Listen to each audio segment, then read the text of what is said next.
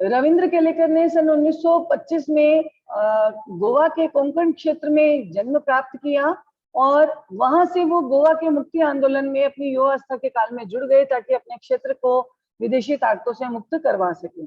इसके लिए सक्रिय राजनीति में भागीदारी तो निभाई ही, साथ ही में अपने लेखन कार्य में भी इन्होंने इन सारी बातों को उजागर किया। गांधी जी के विचारों से ये बहुत प्रभावित थे। यही कारण है कि उनके राइटिंग वर्क में यानी लेखन कार्य में जनजीवन के विविध क्षेत्र, पक्षों, मान्यताओं, व्यक्तिगत विचारों को देश और समाज के परिप्रेक्ष्य में प्रस्तुत किया गया। इनकी अनुभवजन्य टिप्पणियों में अपने चिंतन की मौलिकता के साथ साथ मानवीय सत्य तक पहुंचने की भी इच्छा रहती है। यानी इन्होंने अपना एक्सपीरियंस वहां दिया और साथ में मानव जो है इसी अनुभव से कहां तक सत्य और प्रामाणिकता की खोज कर पाता है, यह तथ्य खोजना ही इनकी चेष्टा रही है। तो मुख्य रूप से इनकी भाषाएं थी कोंकणी और मराठी। कोंकणी और मराठी में इन्होंने एक अच्छे लेखक और पत्रकार के रूप में लेखन कार्य किया। कितनी रचनाएं लिखी देखो तो यहाँ दी गई है। कोंकणी में 25, मराठी में 3, हिंदी और गुजराती में भी कुछ एक पुस्तकें प्रकाशित है। सबसे ज्यादा कोंकणी भाषा में। केलेकर ने काका कालेलकर की अनेक पुस्तकों का संपादन भी किया और उनका ट्रांसलेशन भी किया। काका कालेलकर आप भूल नहीं सकते। कक्षा 9 के अंदर आपके पाठ्य पुस्तक का दिया हुआ पाठ है कीचड़ का काव्य। कीचड़ का काव्य पाठ दिया हुआ है और उसमें आपने इनके विषय में, काका कालेलकर के विषय में पढ़ा है। अगर आपने एनसीईआरटी आरबीएसई बुक्स पढ़ी है तो कक्षा 7 में काका कालेलकर के द्वारा लिखा गया एक पाठ है हिमालय की बेटियां। तो ये काका कालेलकर की रचनाओं का अनुवाद वगैरह, ट्रांसलेशन वगैरह भी किया करते थे। ये गोवा कला अकादमी से भी जुड़े थे और इसी कारण इनको साहित्य पुरस्कार मिले। केलेकर की प्रमुख रचनाएं कौन सी हैं देखो। भाषा भी ऐसी है तो रचनाओं के नाम भी ऐसे ही है। कोंकणी में उजवा ठाचे सूर समिधा सांगली ओथांबे। मराठी भाषा में है कोंकणीचे राजकारण जापान जैसा दिसला। और हिंदी भाषा में जो रचना है वो है पतझड़ में टूटी पत्तियां। और यही रचना, इसकी रचना के 2 अंश हमारे पाठ में शामिल किए गए। ठीक है, तो सबसे पहले देखिए इन ब्रीफ हम देखते हैं 1925 में जन्मे, युवा अवस्था में गोवा मुक्ति आंदोलन में भागीदारी निभाई, गांधी जी के विचारों से प्रभावित है, सक्रिय भागीदारी तो निभाई, लेखन कार्य में भी उन्होंने इन विचारों को अभिव्यक्त किया। इन्होंने अपने जीवन में जितने भी अनुभव प्राप्त किए थे वो सारी रचनाओं में मेंशन करते हुए मानवीय सत्य को उजागर करने की कोशिश की। इनको कोंकणी और मराठी भाषा सबसे अधिक लेखन कार्य के लिए उचित लगी। इसी कारण इन्होंने कोंकणी भाषा में 25, मराठी भाषा में 3 और कुछ एक हिंदी और गुजराती भाषाओं में भी पुस्तकें लिखी। इन्होंने काका कालेलकर जैसे साहित्यकार की रचनाओं का न केवल संपादन किया कई पुस्तकों का, बल्कि उनकी कुछ पुस्तकों का अनुवाद भी किया। गोवा के कला अकादमी से जुड़े होने के कारण इनको वहां के कई साहित्य पुरस्कारों से भी सम्मानित किया गया। इनकी महत्वपूर्ण रचनाएं हैं कोंकणी में उजवा ठाचे सूर समिधा सांगली ओथांबे, मराठी भाषा में कोंकणीचे राजकारण जापान जैसा दिसला और हिंदी में पतझड़ में टूटी पत्तियां। बेटा आपने एक रहीमदास जी का दोहा सुना होगा। क्या कहते हैं? साधु ऐसा चाहिए जैसा सूप सुभाए, सार सार को गही रहे थोथा दे उड़ाए। इस दोहे में से अंतिम पंक्ति आपके सामने दी गई है, आपके पाठ में दी गई है और पहली पंक्ति में आपके सामने बोल रही हूं, साधु ऐसा चाहिए जैसा सूप सुभाए, सार सार को गही रहे थोथा दे उड़ाए। पंक्ति का क्या अर्थ है? सज्जन व्यक्ति कैसा होता है? सज्जन व्यक्ति ऐसा होता है जो सूप यानी छाजला, गांवों में उसको सूप बोलते हैं, लकड़ियों या बांस की सीकों से निर्मित एक ऐसा साधन जिसके माध्यम से हम अनाज के दानों को अच्छे से साफ करते हैं और इन्हीं अनाज को साफ करने, कचरे को हटा देने और साफ शुद्ध अनाज को संग्रहित करने में जिसकी मदद ली जाती है वही कहलाता है छाजला, जिसे सूप कहा गया है। यानी सूप का जैसा स्वभाव होता है वैसा ही स्वभाव किसका होना चाहिए? सज्जन व्यक्ति का होना चाहिए। क्यों होना चाहिए? क्योंकि ऐसे सज्जन व्यक्ति क्या करते हैं, सार सार को गही रहे, अच्छी अच्छी बातों को ग्रहण कर लेते हैं, थोथा देय उड़ाए, और जो थोथा यानी वेस्ट होते हैं, वेस्ट जो चीजें होती हैं उनको उड़ा देते हैं, अर्थात उसको अलग कर देते हैं। ऐसा व्यक्ति सज्जन व्यक्ति माना जाता है। तो इन्होंने हमें भी शिक्षा दी है कि मनुष्य जीवन में भी हमें इस तरह का आचरण अपनाना चाहिए कि जहां भी रहें वहां सार सार को गही रहे, अच्छी अच्छी चीजों को तो ग्रहण करें, और थोथा दे उड़ाए, और जो थोथा है, बेकार की चीजें हैं, हमारे लिए लाभप्रद नहीं है, उनको उड़ा दें अर्थात छोड़ दें। ठीक है, तो सबसे पहले हम इसमें से एक चैप्टर पढ़ेंगे। वो चैप्टर है, कवि का एक बहुत अच्छा गुण है थोड़े में बहुत कुछ कह देना। ये कभी गुण जिस गद्य रचना में दिखाई देता है, यानी पैराग्राफ सेक्शन वाले पाठों में अगर दिखाई दे लिटरेचर में, तो उसे पढ़ने वाले को ये मुहावरा याद नहीं रखना पड़ेगा। क्या मुहावरा? सार सार को गही रहे, थोथा दे उड़ाए। अच्छी अच्छी चीजों को ग्रहण कर लो, जो वेस्ट है, जो थोथी है, जो काम की नहीं है, उनको उड़ा दो, फेंक दो। सरल लिखना, थोड़े शब्दों में लिखना ज्यादा कठिन काम है, फिर भी ये काम होता है। सुक्ति कथाएं, आगम कथाएं, जातक कथाएं, पंचतंत्र की कहानियां, ये इसी लेखन का प्रमाण है, और यही काम कोंकणी भाषा में रविंद्र केलेकर ने किया है। प्रस्तुत पाठ के प्रसंग पढ़ने वालों से थोड़ा कहा, बहुत समझना की मांग की गई है। यानी कहा तो थोड़ा गया है, लेकिन समझना हमें ज्यादा है। ये प्रसंग महज पढ़ने और गुनने के लिए नहीं, बल्कि एक जागरूक और सक्रिय नागरिक बनने की भी प्रेरणा देते हैं। दो प्रसंग है। पहला प्रसंग है गिन्नी का सोना, जो जीवन में अपने लिए सुख साधन जुटाने वालों से नहीं, बल्कि उन लोगों से परिचित कराता है जो इस जगत को जीने और रहने योग्य बनाते हैं। आपको पता है, हमारे देश को आजाद कराने के लिए कई लोगों ने अपना समर्पण दिया।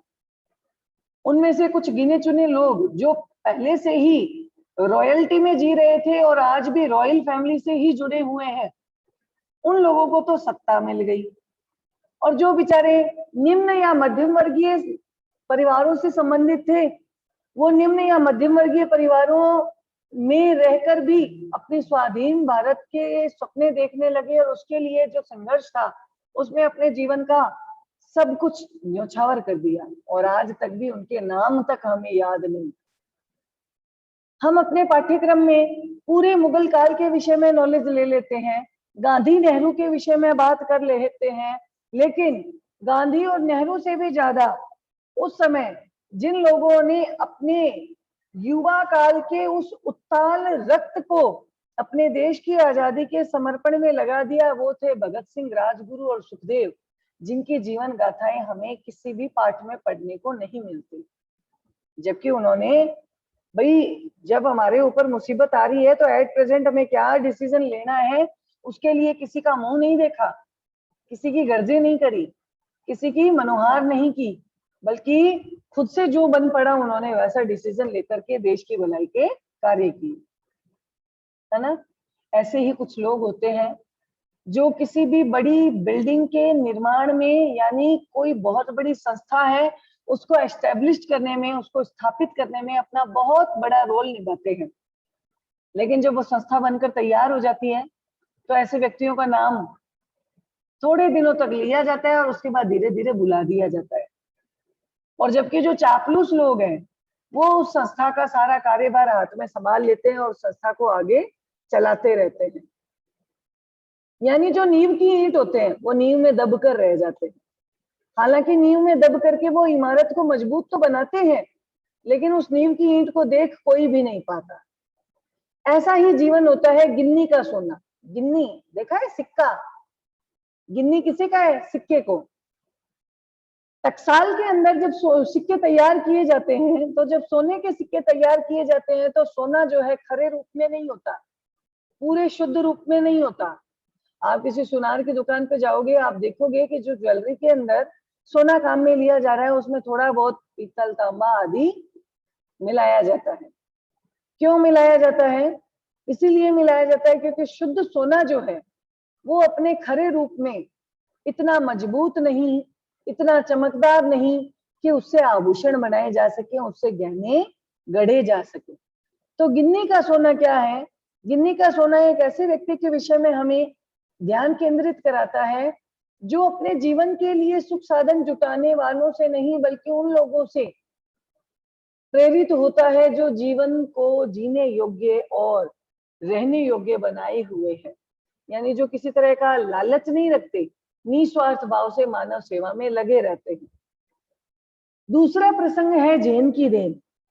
ये महात्मा बुद्ध के द्वारा प्रचारित और प्रसारित किए जाने वाले बौद्ध धर्म से बहुत प्रभावित है और यहाँ एक ऐसी पद्धति की याद दिलाते हैं जिस पद्धति के माध्यम से हम अपनी व्यस्ततम दिनचर्या में से कुछ क्षण मानसिक शांति के निकाल सकते हैं।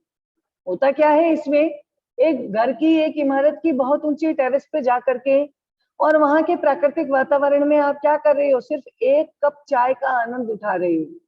और वो एक कप चाय भी इतनी नहीं भरी हुई, मात्र 3 घूंट की चाय है, लेकिन उसको पीने में हमें 1.5 घंटे का समय लग जाए, ऐसा वहां पर वो दृश्य उपस्थित करते हैं। और इसी दृश्य के उपस्थित करने का उद्देश्य यही है ताकि मनुष्य अपनी व्यस्ततम दिनचर्या में से कुछ क्षण अपने मानसिक सुकून के निकाल सके। आज हर समय हमारे दिमाग में तनाव बना रहता है, हर समय हमारा दिमाग जो है चलता रहता है। थोड़ा समय हमारे दिमाग को भी ऐसा मिलना चाहिए जिस समय दिमाग जो है हर तरह की चिंताओं से मुक्ति पा सके। और ये साधन कौन दे रहा है? जैन की देन, यानी महात्मा बुद्ध के द्वारा बौद्ध धर्म से प्रभावित एक पद्धति है और उस पद्धति का नाम रखा गया जैन की देन। और ये पद्धति कौन लोग अपनाते हैं? जापान देश के लोग अपनाते हैं। ठीक है, तो सबसे पहले बढ़ते हैं अपन गिन्नी का सोना।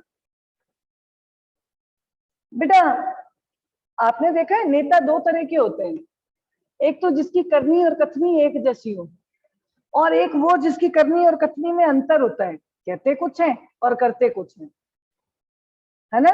तो जो पहली कैटेगरी के लोग होते हैं ना, उनसे हर कोई प्रभावित होता है कि जैसा वो कहते हैं वैसा आचरण करते हैं। वो खाली दिखावे के लिए खाली बोलते ही बोलते नहीं है, बल्कि जितना बोलते हैं उतना करके भी दिखाते हैं। और दूसरी कैटेगरी के लोग होते हैं जो गरजते हैं वो बरसते नहीं, सिर्फ बोलते ही बोलते हैं लेकिन रिएक्ट करके कभी नहीं दिखाते। ऐसे लोग क्या करते हैं, लोगों की प्रशंसा तो बटोर लेते हैं, लेकिन कोई भी व्यक्ति ऐसे व्यक्ति जैसा बनना नहीं चाहेगा जो सिर्फ कहता ही कहता है, करता कुछ भी नहीं, अर्थात जिसकी करनी और कथनी में अंतर है। गिन्नी का सोना हमें इसी चीज की याद दिलाता है। सोना 2 तरह का होता है, एक तो गिन्नी का सोना जो टकसाल में काम में लिया जाता है, टकसाल होती है जहां सिक्के बनाए जाते हैं, और एक होता है गिन्नी का सोना होता है, और एक होता है आभूषण वाला, गहनों वाला सोना, जिससे गहने बनाए जाते हैं। और ये गहनों वाला जो सोना होता है वो अपने आप में प्योर नहीं होता। क्यों नहीं होता? क्योंकि जो प्योर सोना है उसमें चमक नहीं होती, प्योर सोना है उसमें लचक नहीं होती, और यही कारण है कि ये जो प्योर सोना है इससे आभूषण नहीं बनाए जाते, बल्कि इसमें सुनार जो है थोड़ी मात्रा में कुछ दूसरी धातु मिक्स करता है, और उसी दूसरे धातु के मिक्स हो जाने की वजह से वो अलग अलग आकार में, अलग अलग डिजाइन में बांधा जा सकता है, और अलग अलग डिजाइन में बंद करके फिर जो है वो लोगों के सामने प्रस्तुत किया जाता है, जिसको देखकर लोग बहुत उसकी ओर आकर्षित होते हैं।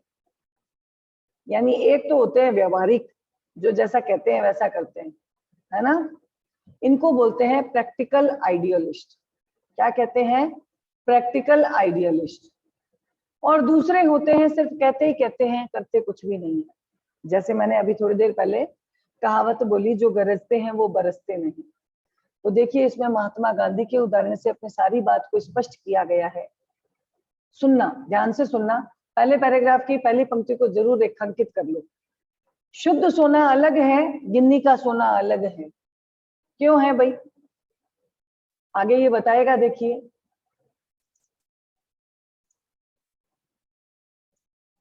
शुद्ध सोना अलग है, गिन्नी का सोना अलग है।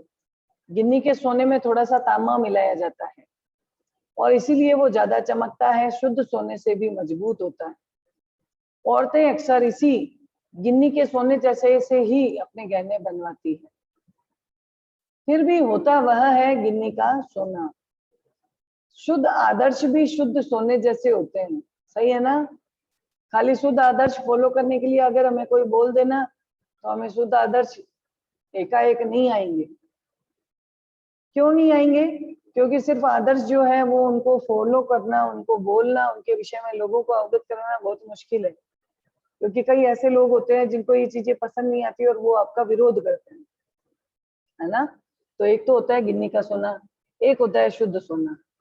गिन्नी के सोने में थोड़ा सा तांबा मिला हुआ होता है, इसलिए वो ज्यादा चमकता भी है और शुद्ध सोने से ज्यादा मजबूत भी होता है।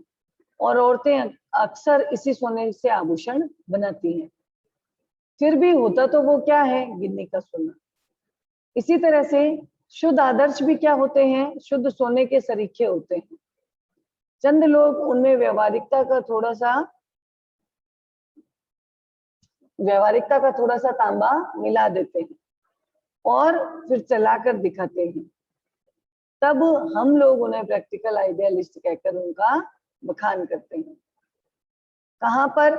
तो जहां पर इन्होंने बताया है कि आदर्श है, आदर्शवादी बातें जो करते हैं, आदर्शवादी बातों को करना और कहना दोनों में बहुत अंतर है।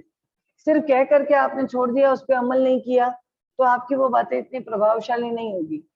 आपने क्या किया, इन बातों पर अमल भी किया और साथ में अपने इन बातों के विषय में कह कहकर लोगों को भी जागृत करने की कोशिश की और अपने अंदर भी वो बदलाव देखी।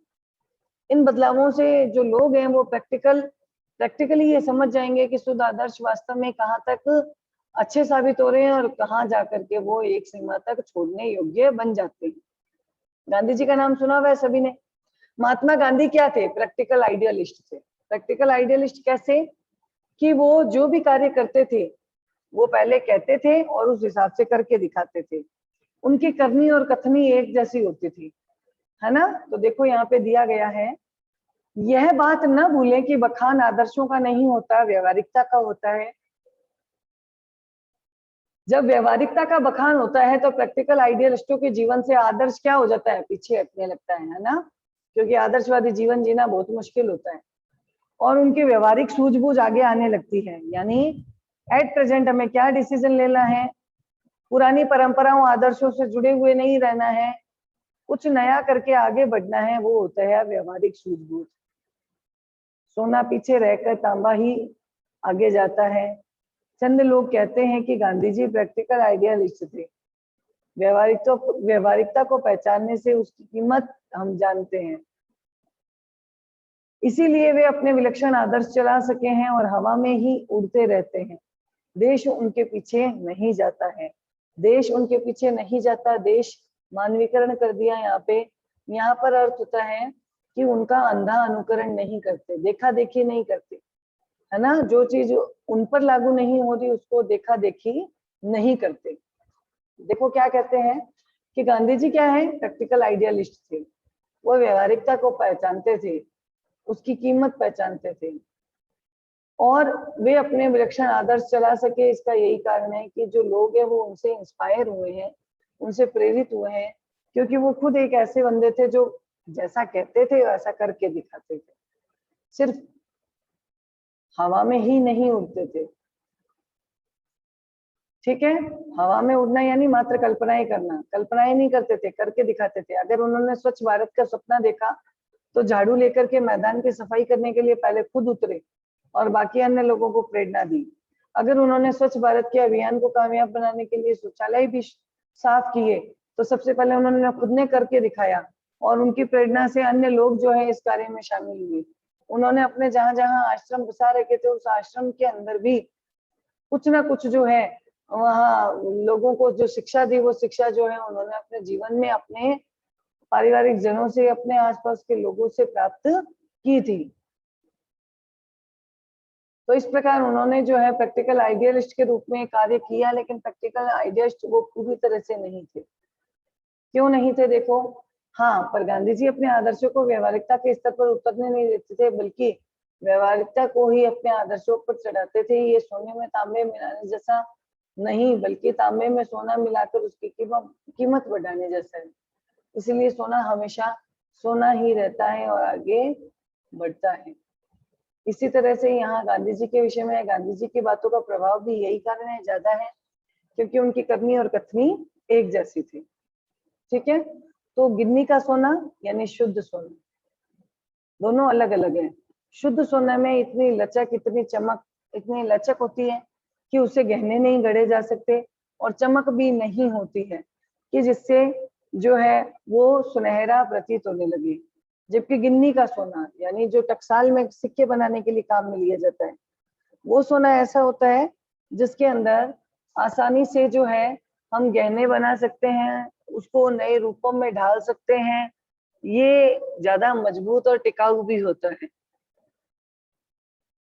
ठीक है, तो गांधी जी कैसे थे? प्रैक्टिकल आइडियलिस्ट थे। प्रैक्टिकल आइडियलिस्ट होने के नाते वो जानते थे कि सिर्फ कहना ही कहना नहीं, बल्कि उसके साथ वैसा डिसीजन लेकर के उस कार्य को करना भी आवश्यक है। यदि मैं करके दिखाऊंगा तो लोगों पर मेरा जो ज्यादा इफेक्ट है वो पड़ेगा, और मेरे ज्यादा इफेक्ट पड़ने के कारण वो मेरा अनुसरण करने लग जाएंगे, मेरा ध्यान बंटवाने या मेरा साथ देने की कोशिश करेंगे। ठीक है, तो इसलिए सोना ही हमेशा आगे बढ़ता रहता है। व्यवहारवादी लोग हमेशा सजग होते हैं, यानी एट प्रेजेंट हमें क्या डिसीजन लेते हैं उस चीज में एक्टिव बने रहते हैं। अपनी हानि लाभ का हिसाब लगाकर कदम उठाते हैं।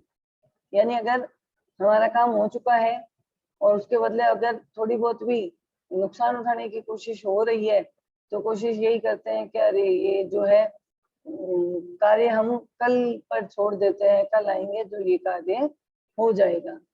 पर वो क्या करते हैं, लाभ हानि का हिसाब लगाकर काम करते हैं। भाई इससे मेरे को कितना प्रॉफिट होगा, इससे मेरे को कैसा नुकसान होगा। वे जीवन में सफल तो हो जाते हैं, यानी अच्छी ऊंचाइयों को तो पा लेते हैं, लेकिन क्या वो ऊपर चढ़ते हैं? ऊपर चढ़ते हैं यानी बहुत ऊंची ख्वाहिश प्राप्त करते हैं। खैर, खुश होकर ऊपर चढ़े और अपने साथ दूसरों को भी लाएं, यही महत्व है बात का। यह काम तो हमेशा आदर्शवादियों ने ही किया है। आदर्शवादियों ने क्या काम किया है कि सिर्फ आदर्शवादियों ने क्या कार्य किया? सिर्फ आदर्श ही आदर्श जाने, उसके अनुसार उसका एक्ट करके नहीं दिखाया। जबकि व्यवहारिक कौन होते हैं? जो जैसा कहते हैं वैसा एक्ट करके दिखाते हैं, जैसे महात्मा गांधी। तो हमें व्यवहारिकता ज्यादा अपनानी आवश्यक है, मात्र आंचलिकता या पुरानी परिपाटी नहीं। ठीक है ना, पुरानी परिपाटी से बंधे रह करके आप आज के समाज में प्रगति और उन्नति नहीं कर सकते। जबकि पुरानी परिपाटी को साथ में लेकर के उसमें नए प्रसंगों के अनुसार कुछ ना कुछ मिलान करके, शामिल करके आप उसको ज्यादा अट्रैक्टिव बना सकते हो। ठीक है, तो ये यहाँ ये बात हुई गिन्नी का सोना और शुद्ध सोना। अब बात आती है जैन की देन। तो जैन की देन वाला पार्ट जो है वो हम कल पढ़ेंगे। अभी कक्षा में इतना पर्याप्त है। धन्यवाद बेटा।